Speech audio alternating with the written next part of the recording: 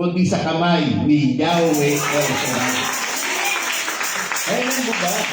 What does it mean that we are more than conquerors? Ano bang ibig sabihin yan? Sa Biblia, kapatid, in the Old Testament, mapapansin natin maraming mga illustration in the Old Testament of God bringing miraculous victory to His people, the Israel. Na kung saan, ang mga tao ito nagdinig sa Kanya, na kahit matigas ang ulo ng mga taga-Israel na ito, pero ang Panginoon hindi nagbabago. Ganun pa rin. Anong sinabi niya? Tutuparin pa rin niya.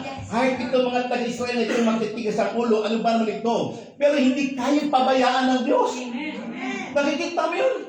Kahit na paulit-ulit yung kanilang pagkakasala at pagkakamali, hindi kayang pabayaan ng Diyos. Kahit nagagalit na ang Panginoon, pero hindi niya kaya, kapatid, bitawan at iwanan.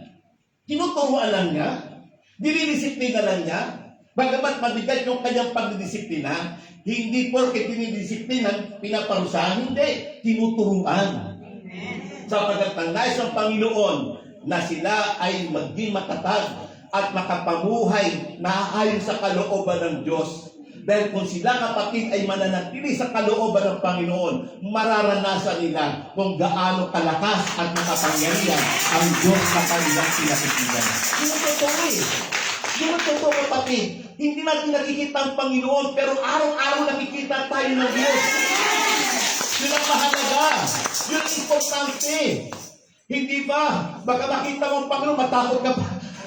Hindi ba? Ano ba yan? Huwag mo muna kukunin, Lord. Tsaka huwag mo na, no? Baka bigla makipag-bargain kayo. Huwag mo na kukunin, Lord. Tsaka ang lakas ang liwanag. Hindi ba? Hindi yun eh. Ang importante, kapatid, sa pagiging Kristiyano mo, yung meron kang natututunan, ang hirap. Lagi tayo nagsisimba. Lagi tayong kumakanta. Lagi tayo nag-El Shaddai. Lagi tayo nag-Word of God. Pero wala naman tayo natututunan. Hindi mahirap. Hindi ba, kapatid? Sayang ang mga sapatos yung pinupudpud-pud ko. Di ba? Ang mamahal ng mga sapatos yun, napupudpud na sa kahit parang. Tapos wala tayong natututunan. Hindi gusto rin ng Panginoon yun. Kahit ang Diyos may iinis doon. Hindi ba? Hindi na pang baka gawin ng pang-isang na libre mo ito kung wala tayong natututunan. Kasi useless eh. Sino ba gagamitin ng Panginoon? Yung mga taong may natututunan. Hindi kailangan ng Diyos ang marami. Ang kailangan niya, yung merong natututunan.